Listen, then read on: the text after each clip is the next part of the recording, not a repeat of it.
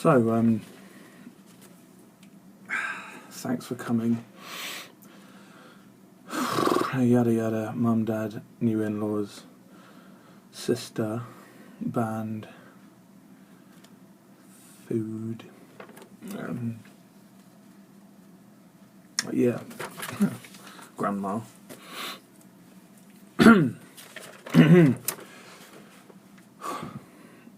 Right. Blah blah, blah blah blah blah, blah blah blah blah. Sarah makes me feel like a dead deep-sea worm. As some of you may know, I study hydrothermal vents. These are huge sulfur-spurting mineral structures, like mini volcano-type structures at the very depths of the ocean. And I study the creatures, specifically invertebrates, that live on these chemosynthetic ecosystems. And I've discovered to date 12 new species. Pause for applause.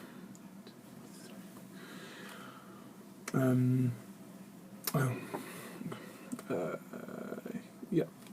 Now these things are pretty, I think, amazing because they live so deep down. The rays of the sun don't penetrate.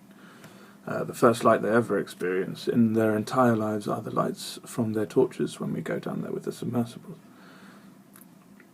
And I don't know if you realise, but this is... it's so cool because it flies in the face of everything we ever understood about life, ever. The source of it being from the sun, you know, everything. I mean, it may even turn out to be the origin of life itself.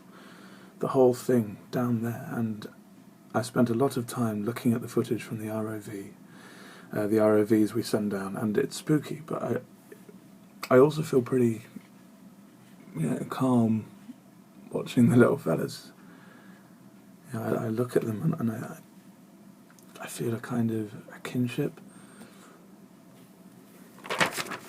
And, they're just doing their thing, not bothered by much. But when I met Sarah, I felt like I'd hit the surface for the first time. And I'd seen the sun. And now nothing will ever be as good as her. I'm so lucky. I really am.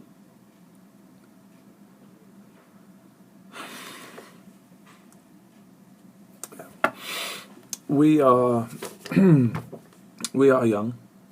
I know that's what a lot of you are thinking, and it is fast. And people have asked me about it, how did you decide? How did you find the courage to commit your life, your entire life, to that one person? But I tell them Sarah's not who I want to spend the rest of my life with. She's who I can't see the rest of my life without.